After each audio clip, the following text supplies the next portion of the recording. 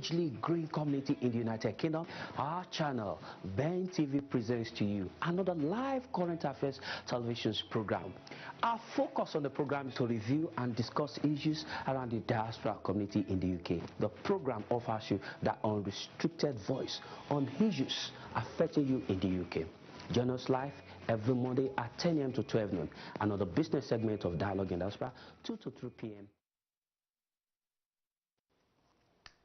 Good morning and thank you for joining us on the program today. The program is Dialogue in Diaspora, coming to you live from Ben Television. My name is Tunde Alabi. This beautiful Monday morning.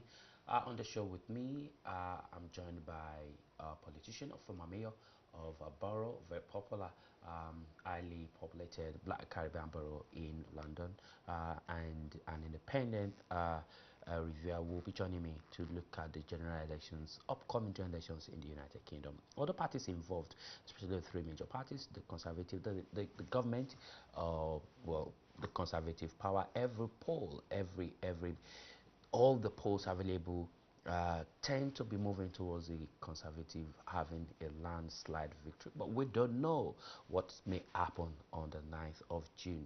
And so we want to take a look at what is going on, what the parties are doing, the Labour Party and the Lib Dem. And of course, we've just heard from the chairman of the UK party about some of the policies of the party, but in a very strange, well, not very strange, as expected. The Labour Party had its manifestos leaked a couple of days ago, and some of the things as we've seen in the manifesto have actually got the approval of British voters. But the question is still lies on the leader of the Labour Party. Now I'm joined by Kate Anolwe. Kate Anolwe is of the Labour Party, a councillor, and she was a former mayor in Enfield. Yeah, thanks for joining us. Good morning, Auntie Kate. It's a pleasure having you here. Thank you. Good and morning, also everybody. I'm joined by a very good friend live in the studio today, Sam Foxman, Developed Africa. Sam, thank you for joining us on the show today. Thanks for having me. All right, let me start with you, Kate. Where do you stand? Where does Labour stand as it is? Our Labour stand to win. There's no doubt about it. Be fair. Be fair. Yes, I'm being fair. I'm being fair because we got the right policies. You know, we are the one that work for the people, and there is no need for Conservative hijacking our policies. And you know what it do? They hijack it, they win, and they turn back to do what they are. So really, our policy is the policy for the people, But for the working people. If you say Labour Party is on the track to winning this election, every poll, every finger is going towards, it's against you. It's saying even those seats you have now marginally holding now, you might probably lose them. I wouldn't say it's against us, because you know the thing is, this is politics. When when you go into politics, you always have to be positive. It says that when you go back and look at America, it's the same thing. Everybody was there that Clinton must win, and he's winning, and he's only winning. And out of the blue comes Trump. And it's just the same thing that we believe that, yes, everybody said that Theresa May would win. Yes, he might win, but she wants a mandate, a large mandate. But this is what we are working for, and we're making people to understand that the policies that we have are the better policy for the people, especially for the working class people.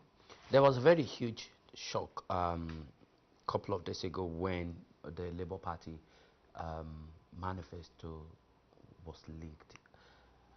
But nonetheless, the party still had some policies that had the confidence of the British voters. But there was huge question about who would deliver this manifesto. Yes, Labour Party will deliver the manifesto. As in the leadership of the party. People are saying, okay, you got very wonderful manifesto, but we do not think you have the right person in charge to lead Britain. That's the Labour leader, Jeremy Corbyn. I think we have the right person to deliver. Jeremy was voted twice by the members, and that means he had the leadership. And also, when you look at it, you look at the MPs, locally you have to look at what the works of the MPs are doing. And people should actually look at their MP and vote for the MPs, because they are working, and that will bring up all the numbers that we needed. And I'm sure that Jeremy would get through, because he has been voted twice by the members. And and this is the first time we've had so much members in the Labour Party. So we are very sure that we're going to win. I mean, the age, if we take a look at, if we do an analysis of the age, the voting age, more, it's been noted that more elderly people vote the Conservative Party, and the number of young voters aren't as much as that of the elderly voters. So how do you intend to go through? And the people that are joining the Labour Party are probably 18 to 23, and not many of them actually go out to vote. Yeah, this is why Labour do a lot of door knocking, because the young people, they're the ones that think about their future, and we are really fighting for the future. And those young people know exactly that the future lies in the Labour Party, because they understand that these are the people that are really working for them. Well, the older generation, they must have been, if you look at it, older generation never like to change, you know, because it's like if you change their accommodation, it doesn't suit them. And they have a sense of, this is where I am and that I can't move anymore. But the young people are the ones that are looking towards their own future, and the future matters a lot. So they look at the policy of the Labour Party and they think, these are the the policies that really I need to make a living, and employment as well as everything else. So really, it's a matter of getting them out to go and vote. It's not only saying, I support the policies of Labour Party, I support Labour Party, but we need them to go out to vote. Because one thing is they understand what they want, but another thing is that they don't understand that you need to actually go out to put that your cross on the paper. If you don't, then you never get what you want. Sam, if we look at when the Labour Party manifesto was leaked, basically it had a lot of support from voters. Will that anyway turn into votes for the Labour Party? It might a bit. I don't think so, though. Not much. Not sufficiently to make up for their huge deficit in the polls. And the other thing is, as Kate pointed out, the Conservative Party have become very adept at stealing from the Labour manifesto just enough to make themselves seem more electable. So I think that probably it won't have that big an effect. Mostly when I know that Britain has a parliamentary system, and manifestos are still viewed as being an important part of our parliamentary system, but mostly in most elections the things that matter are the leadership and how much belief people have that you can deliver on anything, and how much the people believe in you as a leader. And consistently, Jeremy Corbyn is not well rated in polling by as a leader. The results, I know it's tempting to say, well, polls don't work anymore, that's the sort of Labour line of defence, but there are three issues with that as a line of defence. Firstly, to the extent that polls don't work, on every occasion they have underestimated support for right-wing parties and overestimated support for left-wing parties. Secondly, to the extent that polls don't work, still you find that results fall within the margin of error. So Trump winning was a shock, but it was a shock within the margin of error.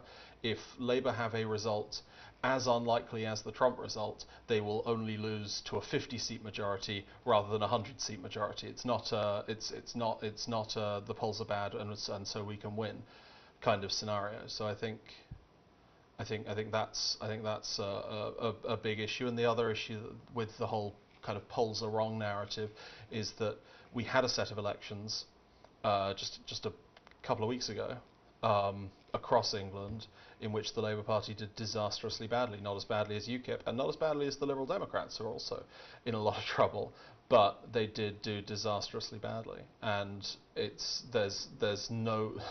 has never been an opposition to lose the number of seats in councils that Labour did and go on to win a general election. There has barely been an opposition. It's actually very unusual for an opposition to lose any seats at local authority elections. I think you have to go back to 1983 to find an instance where the opposition lost seats. Where you have to go back to 2 years to the last time Jeremy Corbyn was in charge of a local election campaign. But previous to Jeremy Corbyn, you have to go back to 1983 to find a losing losing opposition at local elections. So I think it's really exceptionally optimistic to think that Jeremy Corbyn's going to do anything other than lose, and lose pretty big. Will that be? Okay.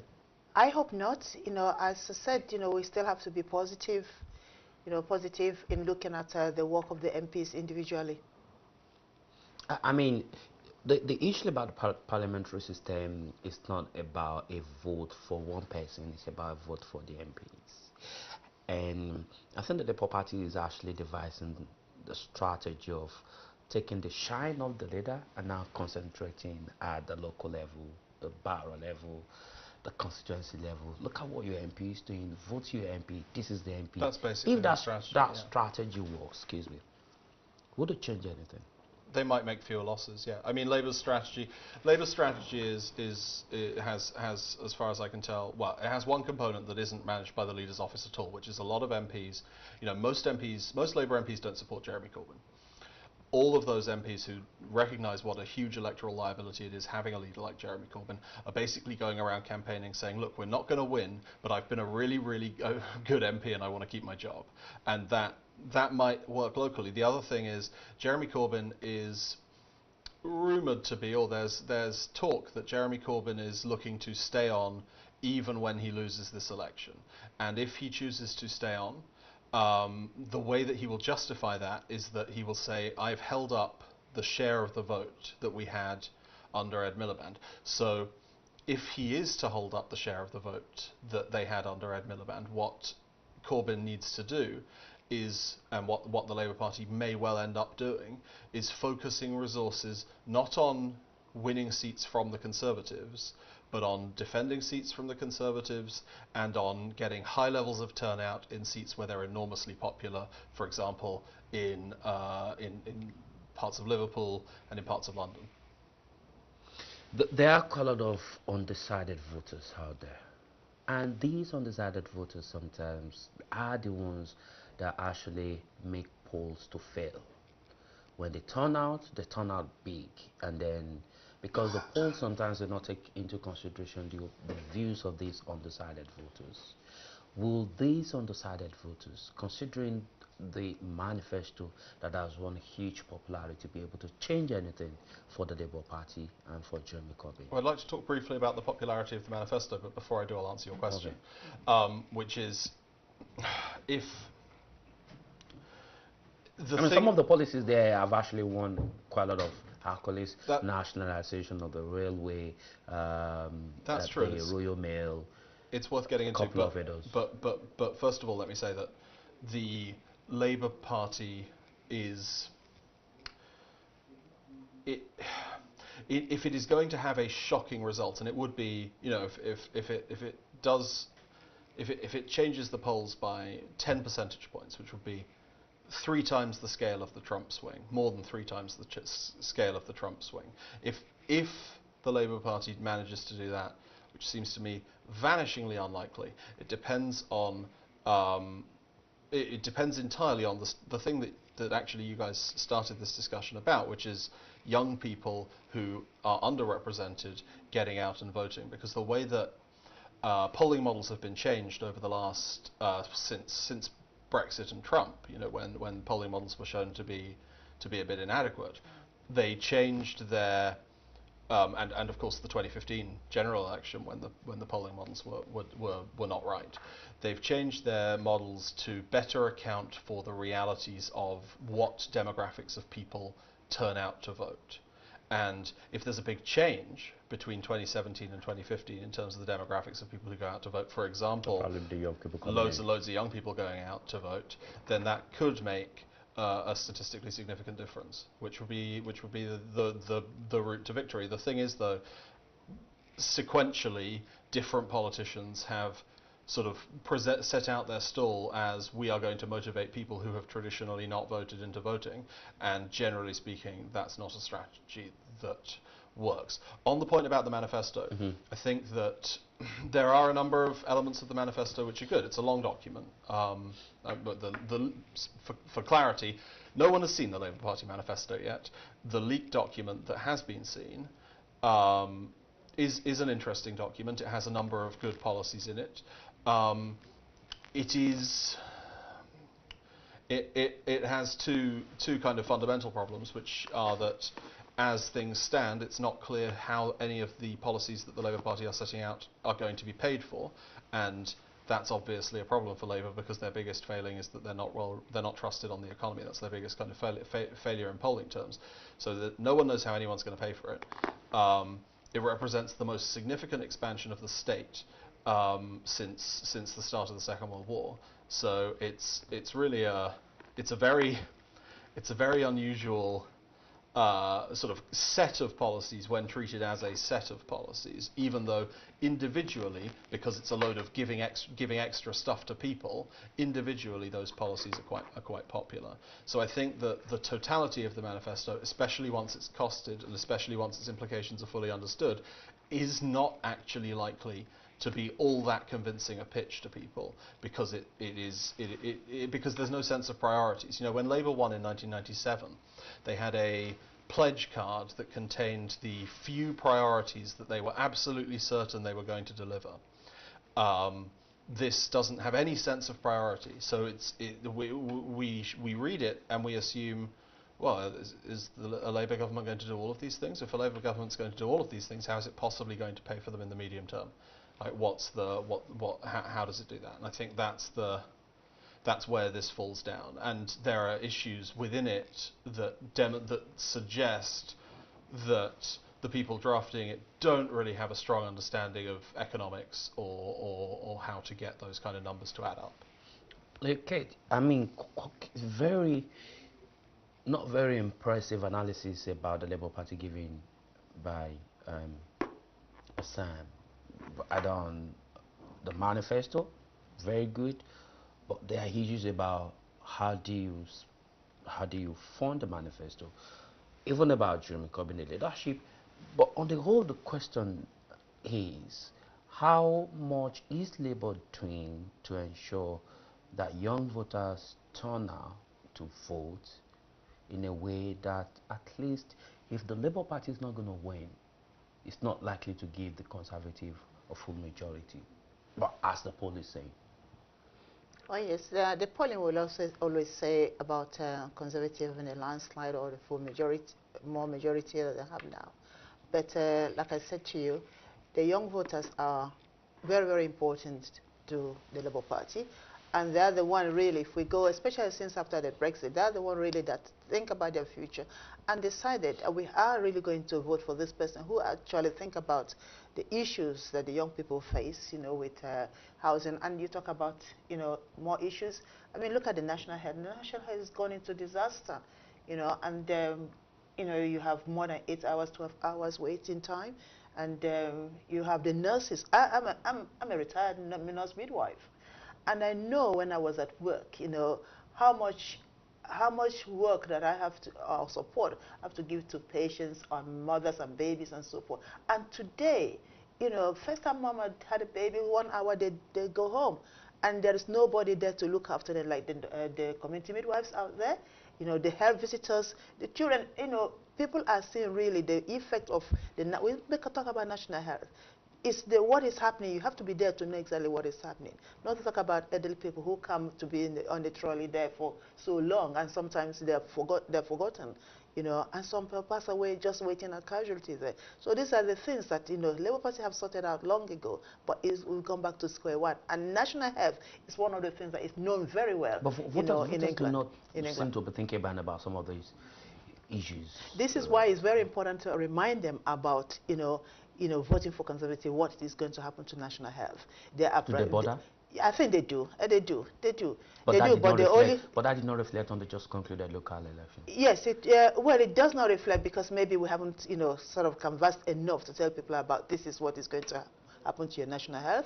We're not even talking about housing, but because, you know, national health is most important because of your health. So I think it's for us now to go out and continue to canvass and tell people what is going to be happening, and because it will happen, because it's already happening. And if we give the opportunity, if we give opportunity to Theresa May, she's going to do everything to privatize generally. We will lose national health. And if you look at America, what is happening in America, where there is no system of national health? You know, very, very poor people you know, you have to have your money. It's like going back to, you know, Africa, where, you know, we haven't got national health, and if you don't have your money there, you don't get treatment, and you might even be in a hospital there and just pass on just because you haven't got the money. So that will just is something that we are probably heading towards to, which is exactly what is happening in America. The result of the local election, if one were to put that into consideration, that could mean some disaster for the Labour Party. Yes, I think yes, it's very, very disheartening. But I think it's a wake-up period as well for us, you know, because to say, if that's going to reflect in the general election, it will be a very big disaster. But, you know, it's a wake-up for us to work harder and then make sure that we don't end up. You've been in the Labour Party. You've been in the Labour Party for a very long time. At a point, you were a mayor under the party, through that party. You're still a councillor of that party. Have you seen anything on the scale on this scale in terms of the popularity or the popularity of the Labour Party? Probably, to be sincere, probably no. You know, and I still can't understand why, because I always believe that people should not look at a person's personality. If somebody has a good point, you know, you cannot just forget about a good point and sit on that person's personality. You know, we are here. I believe that the elections, you know, and politics is about somebody who's speaking the truth, somebody who is saying, this is what is happening to you, and that will help to solve that. But unfortunately, you know, the media has helped to turn people around their mind, and we are looking at personality. Why does Labour Party keep blaming the media while its own parliamentary members, almost 60 to 70% of the Labour Party parliamentary members, are strongly opposed to their leader?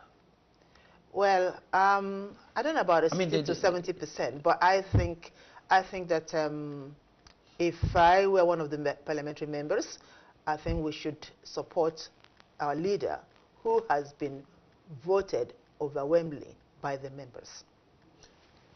Sam, why is Jeremy Corbyn having issues with his parliamentary members? Because his parliamentary members think Theresa May would be a better Prime Minister than Jeremy Corbyn.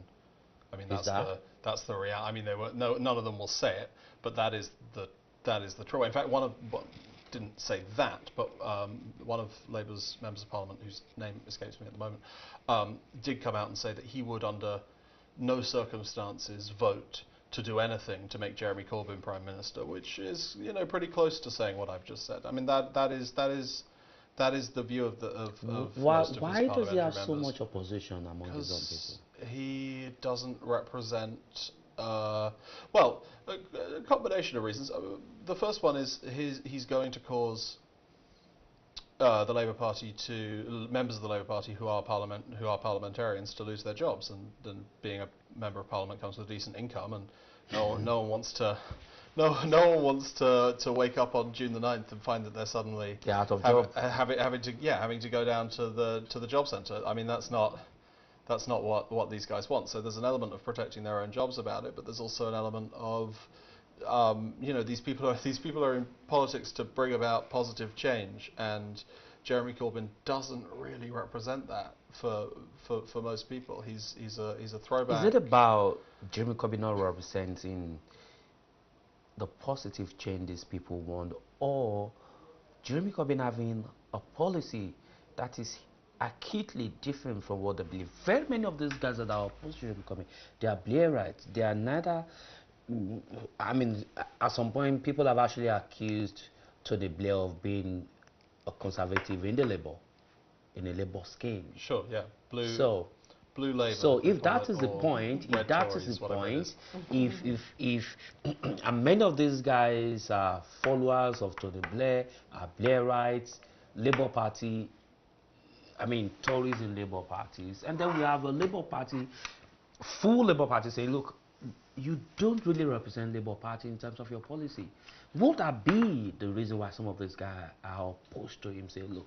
Yeah, but they've reinvented history. I think the idea that Tony Blair is the start of Labour's right is a myth. Labour has only ever been successful in government when the right of the Labour Party has been in the ascendancy. The Attlee government was dominated by figures on the right of the on the right of the Labour Party. The only significant left-wing figure at all is Nye Bevan in the Attlee government. Subsequently, the party is run by Hugh Gateskill, then Harold Wilson, who is sort of in the centre really, and then you get the 1980s, which is a period of left-wing dominance of the Labour Party, and then Tony Blair. So there's a long tradition of the right of the Labour Party being very, very good at governing the country, and very, very good at making social change happen, and very, very good at making economic change happen. And the tradition of the left wing of the Labour Party is to create infighting, create division, and to lose elections. So I think it is. I think for members of the Labour Party to characterise Tony Blair as not being in the real tradition of Labour, I think is misleading. He's in the tradition of Attlee, Gateskill, Wilson, and so on. He's in the tradition of Labour winners, of Labour prime ministers. Whereas Jeremy Corbyn is in the tradition of, well, he's almost a new tradition, but he's broadly in the tradition of Labour's best losers, like Michael Foot, but he is more left wing than Michael Foot was. Would the way, I mean, if you take a Kate now, I mean, would anything ever change post Jeremy Corbyn? Because obviously twice now Jeremy Corbyn has won. It means the Labour Party now, the people who vote for the leadership of the party tend to be moving towards the left. Hence, the double victory of Jeremy Corbyn. Would post Jeremy Corbyn, let's say he decides to go, it means the chances that another left wing, a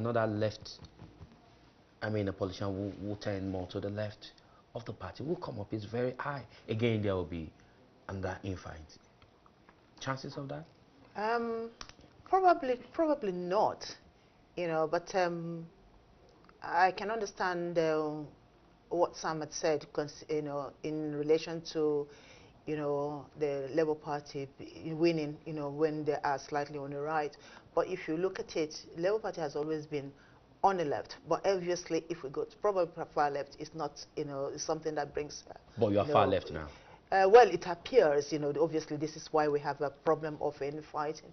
And then, consequently, we might not have probably someone who has got exactly the same idea as Jeremy Corbyn. But what I can say at this very moment is that let us not look probably towards what is coming to the future. Let us sit, look at what is, presenting right now. And the presenting right now is Labour Party parliamentary members getting themselves together and working with Jeremy. We can only have one leader, and your leader to win, you have to support your leader, and that is what is very more important, And then obviously we look at the result of the election at the end of it. Then we can now, plan for the future. But at this very moment, it will be a wrong thing to start to continue to say, oh, we like Jeremy, or we don't like Jeremy. I think every single member of parliament should get on the board and get on the road to win, their, borough, whichever, parliamentary seat they have, to win the parliamentary seat. That should be the most important agenda as of this very moment. As it stands, can I ask what in the manifesto, the leaked manifesto, which of the items do you find very fascinating and a turning point? I think all the agenda, obviously it's not fully out yet, but all the few that have been leaked. I don't know whether it was leaked or it was a purpose, or it was. I just cannot tell, why it happened. I think that's another issue. Why, was it leaked or was it purposely released? I'm going to ask you that question. Let her finish with it. Yes. So obviously, every single bit that was there is something that if I was deciding on who to vote, assuming that I'm not in any of the party, I'm still one of the undecided, I think that would actually persuade me to go voting for the Labour Party. The manifesto, was it?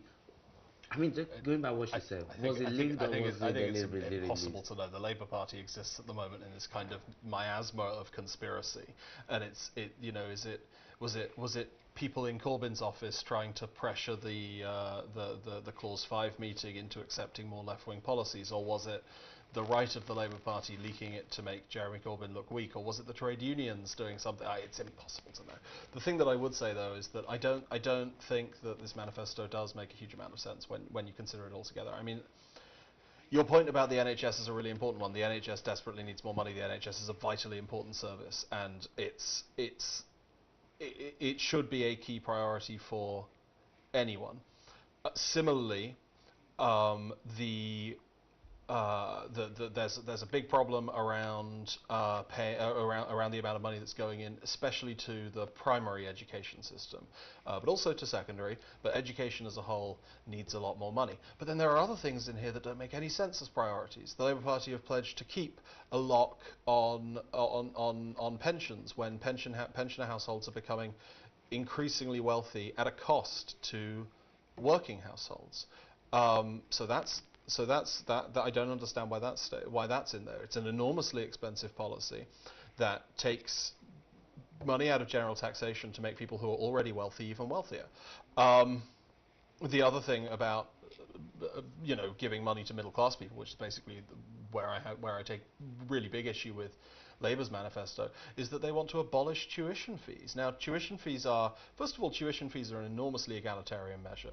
Since the introduction of tuition fees, English, because it's in England specifically that tuition fees apply, English enrollment at university from people from less well-off economic backgrounds has increased significantly, and it's increased more significantly in England, which has tuition fees, than it has north of the border in Scotland, which doesn't have tuition fees. So it's been, in a lot of ways, a colossal success. It costs about £11 billion to get rid of it. So what you're essentially saying is, and because because you're entitled to a loan for the entire amount of your tuition, you get to the and you pay it back when you can pay it when you are in work. What you're essentially saying is we should give an £11 billion tax break to middle-class children from Kent, and that's crazy.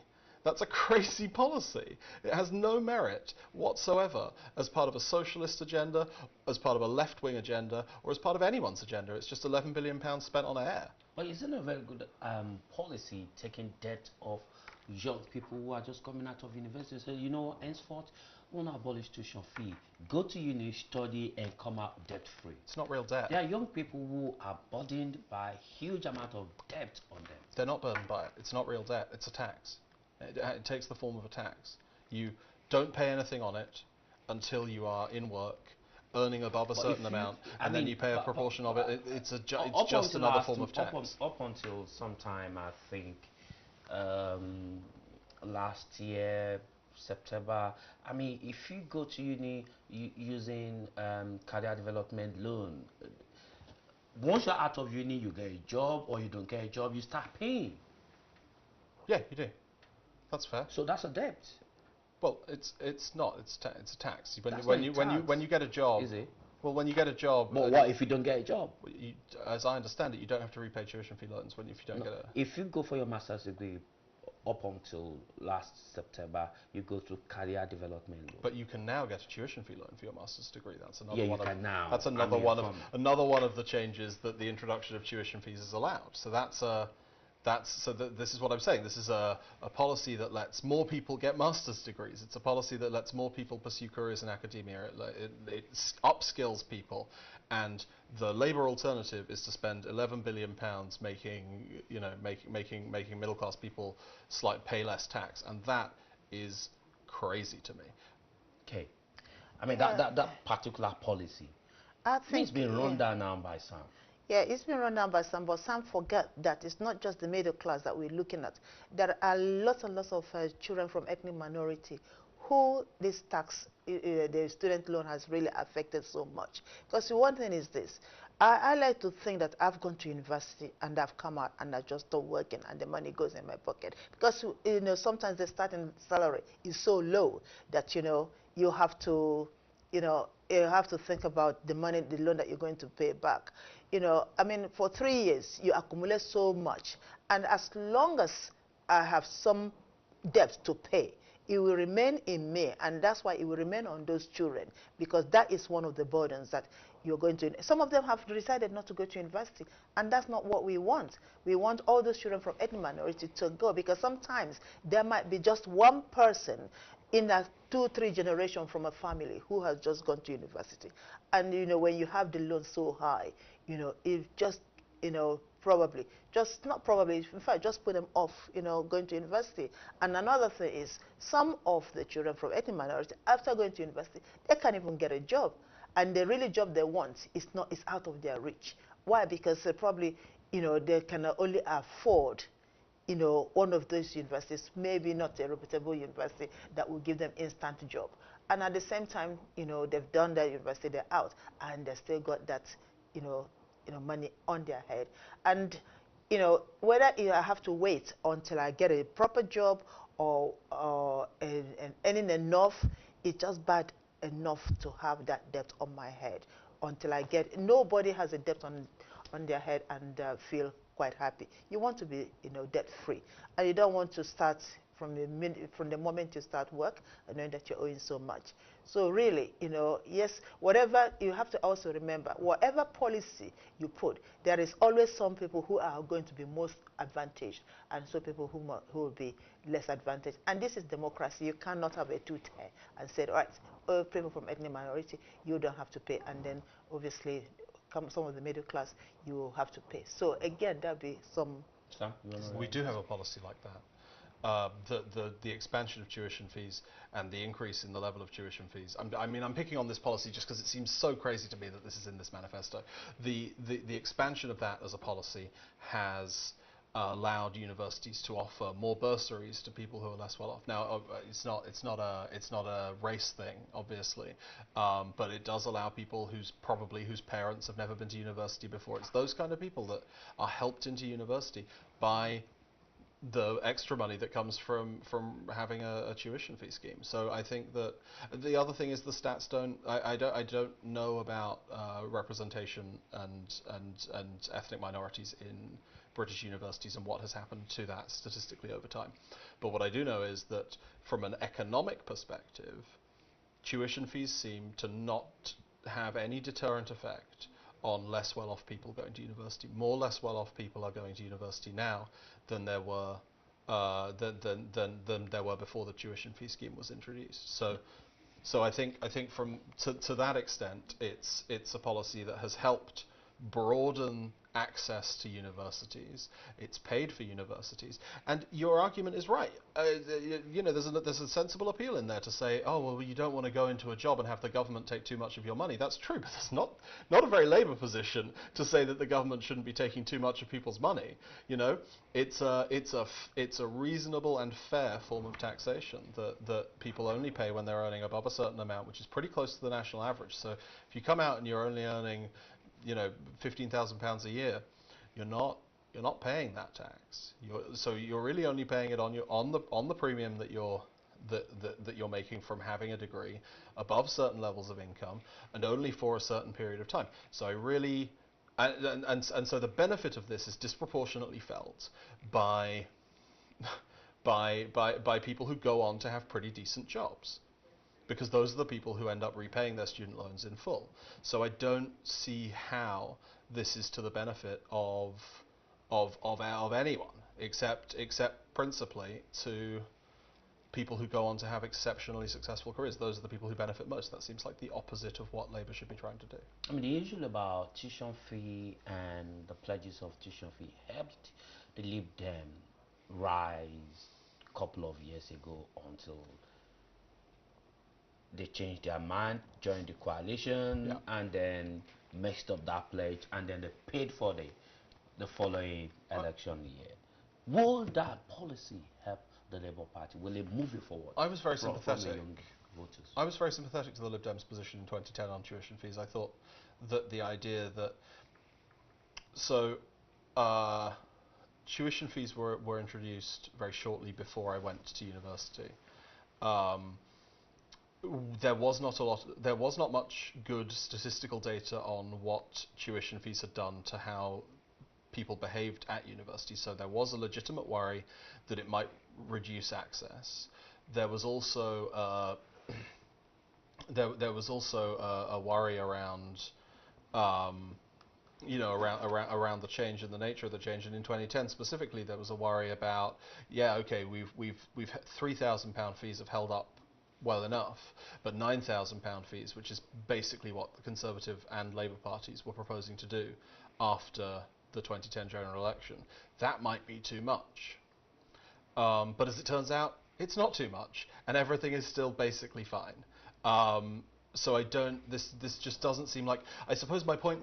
It's a point about priorities more than anything else. Of course, in an ideal world, everyone would be able to get whatever amount of education they wanted free of charge.